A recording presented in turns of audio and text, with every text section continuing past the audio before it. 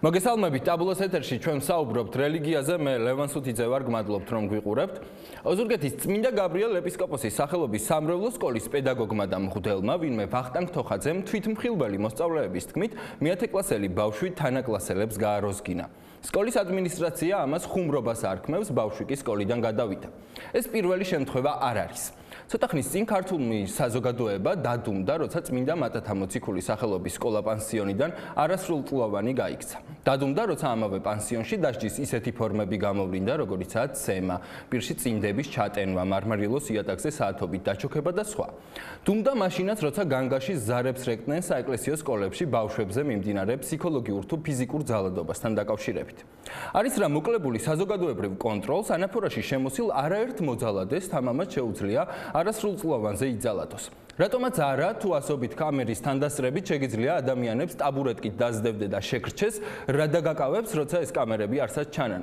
ხოლო შენ არაფერი განგასხვავებს პირუტყვისგან.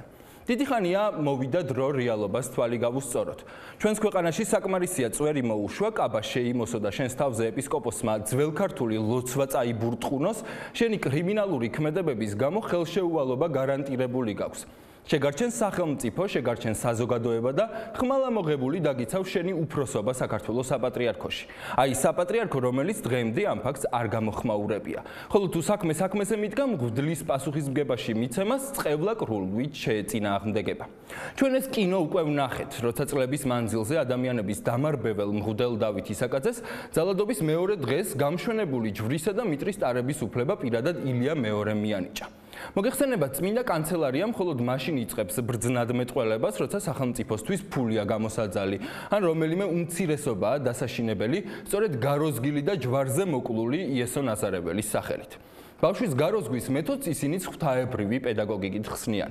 კრიმინალები სავსე ეკლესიას რომ ბავშვებზე ხელისაწევა დაუსჯელად შეუძლია, ამაში დამნაშავეა ყველა, განსაკუთრებით კი ის პოლიტიკური სპექტრი, რომელსაც ამ ქვეყანაში ძალაუფლება აქვს ან ჰქონია.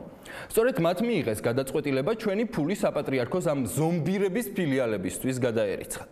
მავანი იტყვის, რომ ეს არა ეკლესიის, არამედ ცალკეული მღვდლების პრობლემაა, მაგრამ ჩვენ ყველამ კარგად ვიცით, რომ ეკლესიის დღევანდელ სახეზე პასუხისმგებელი სწორედ მისი პირველი იერარქია. რთულია არ გაგახსენდეს მგმირი მღვდლის ბასილ კობახიძის მიერ 2007 წელს კათოლიკოს პატრიარქისთვის გაგზავნილი საბოლოო მიმართვა, რომლითაც ის გადადგა. თქვენო უწმინდესობავ, საქართველოს ეკლესია თქვენ გადააქციეთ სანაგვეთ, რომელსაც ოქროთი და თვალმარგალიტით კაზმავთ, მაგრამ სახარებისეული შეღებილი კუბოების მსგავსად სიმყრალე თავს ვერ დამალავს. იმ პირობებში, როცა სახელმწიფო უუნაროა დასაჯოს ანაფორაში შემოსილი მოძალადე, ქართველი ათეისტიც კი სადღაც გულის სიღრმეში სურვილს გამოთქვამს, რომ ჯოჯოხეთი არსებობს. ერთადერთი ნამდვილი რეზიდენცია, რომელიც ბავშვებზე მოძალადეებს უნდა გადაეცეთ. დაბოლოს, ტყუილად ფიქრობთ, რომ დღეს შერჩენილი ხვალად შეგრჩებათ. ჩვენ გავაკეთებთ ყველაფერს, რომ გამოვთხაროთ და გავთქვათ ყველა კრიმინალური ქმედება, რომელსაც ბნელ სენაკებში ჩადიხართ.